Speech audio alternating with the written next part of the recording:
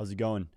Last night I was listening to a Paul Graham essay that was turned into a podcast, and there's a part that really stood out that I want to talk a little bit about today. And it's because I think it relates to anyone that's trying to build something and is questioning what they're doing, because I know I have questioned what I've been doing. And it really stood out. I listened to it multiple times and I was reflecting on it, and I keep thinking about it. So I'll read it really quick. Are there general rules for finding situations with superlinear returns? The most obvious one is to seek work that compounds. There are two ways work can compound. It can compound directly in the sense that doing well in one cycle causes you to do better in the next. That happens, for example, when you're building infrastructure or growing an audience or brand, or work can compound by teaching you, since learning compounds. The second case is an interesting one because you may feel you're doing badly as it's happening. You may be failing to achieve your immediate goal, but if you're learning a lot, then you're getting exponential growth nonetheless. And I truly believe I've felt this way the past year building my agency and company, because some days I don't feel like I'm going 100% in the trajectory I need to be going, but then I'm learning things I never would have learned if I didn't start and just go to market and figure it out.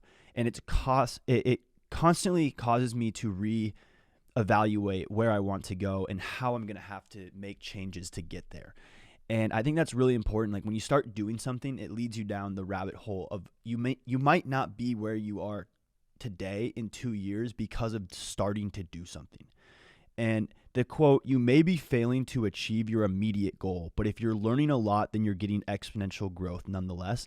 I love that, because sometimes like you might set this massive goal to do something by month 6 or year 1.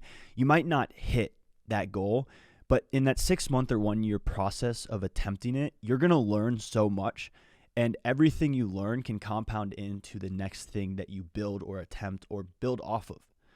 And this part's interesting too. This is one reason Silicon Valley is so tolerant of failure. People in Silicon Valley aren't blindly tolerant of failure. They'll only continue to bet on you if you're learning from your failures. But if you are in fact a good bet. And I think this relates to yourself as well. If you can bet on yourself, and if you fail and get back up and keep going back at it in business, then you are exponentially compounding what you've messed up with to bring potentially into what you will do well. And the failing aspect is very normal as an entrepreneur. If you're building anything, there's going to be things that you mess up and that will completely disrupt your business, and you're going to have to learn from them.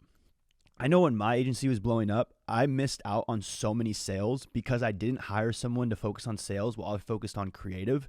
And I should have, now looking back, there were these months and periods of time where I should have handed an entire role off to someone to focus on so I could focus on the highest level, most important things. But I would have never known and learned that if I hadn't went through it.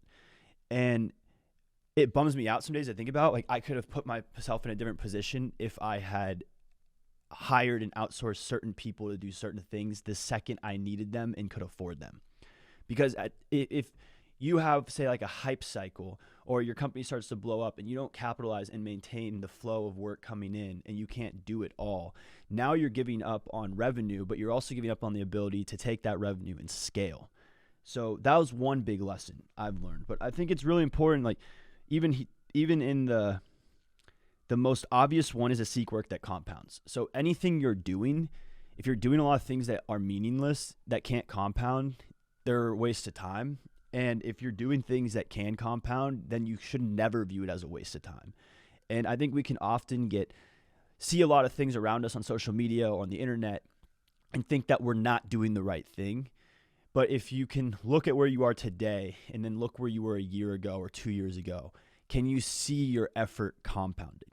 Can you see what you've done exponentially getting better? And that's where superlinear returns, like, it might not be a perfect straight up chart.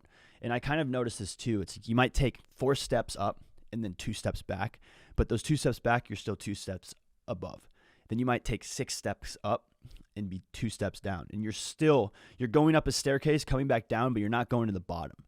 And you're constantly growing, retracting, growing again.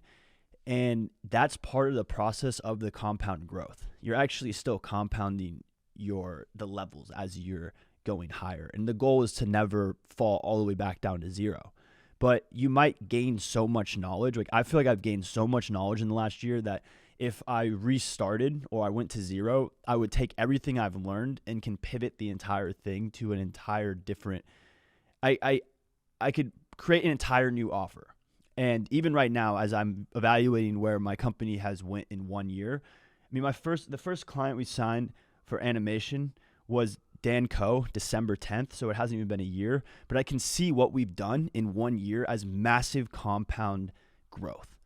And I mean, I've grew my personal business Instagram to 112,000 followers from pretty much zero.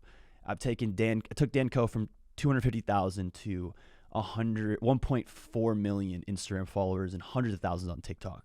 Took another client, Zach Williams, from 600 followers to 171,000.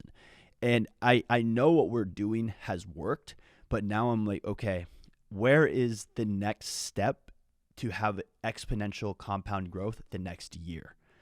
And I really think I'll link this Superlinear Returns by Paul Graham podcast essay on this video. But that's all I have. And I think it's really important to zoom out, but also make sure that you're setting a trajectory that you can measure your results as time goes on.